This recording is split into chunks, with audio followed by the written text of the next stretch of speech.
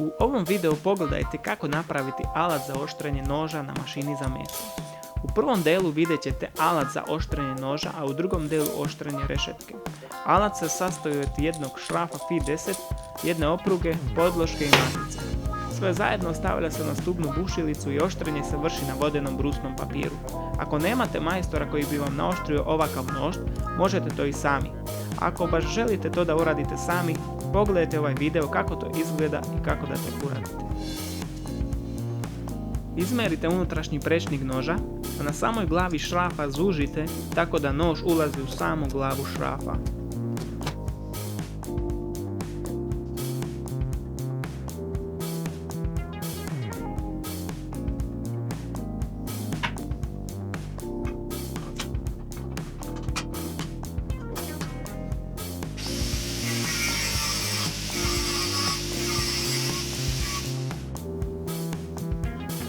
To izgleda ovako.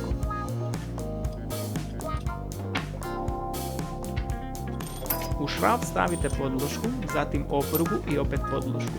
Maticom podešavamo zategnutost opruge.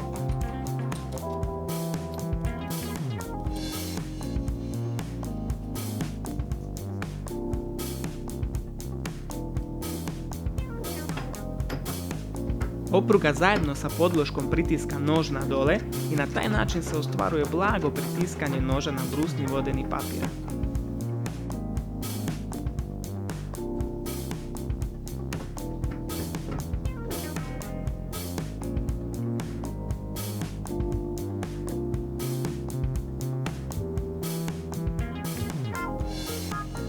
Sada je vaš alat spreman za samo oštrenje noža.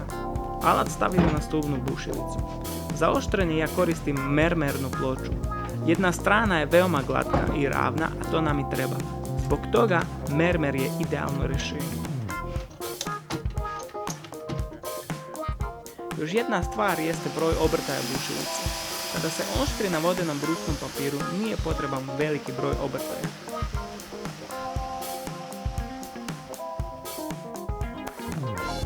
Ja počinjem sa 180 granulacijom brusnog papira. Na papir poprskam vodu.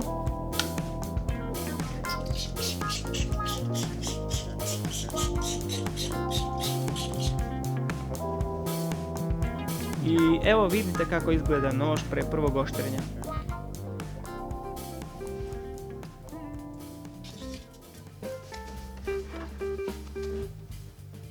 Na stubnoj bušilici odredimo krajnju tačku tako da sam vrh alata ne dodirnuje dno ploče.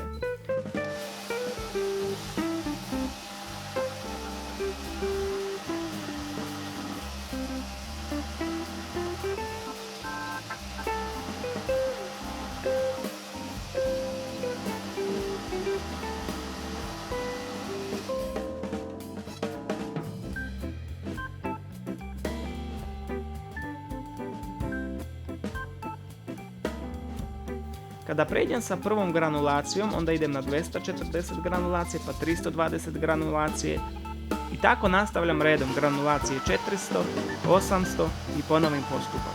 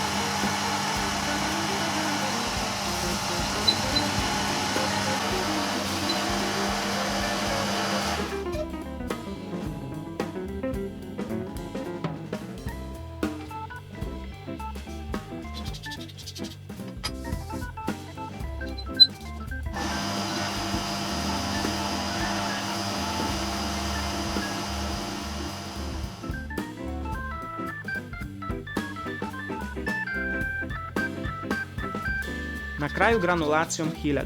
Ovo je završni postupak i najvažniji jer sada se dobija fina oštra ivica, a izgleda kao da je polirano.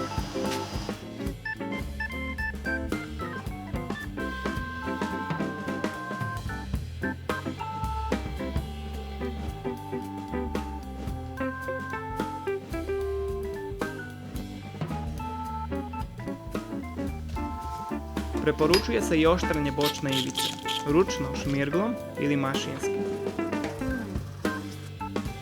Vrlo je važno da nož na mašini bude dobro naoštren, jer kada je tup, mašina neće dobro raditi. Sa oštrim alatom radite brzo, lako i kvalitetno. Pogledajte i drugi deo oštrenja same mrežice mašine za meso. Želim vam uspješno oštrenje, a još bolje mlevenje na vašoj mašini za meso. Svako dobro!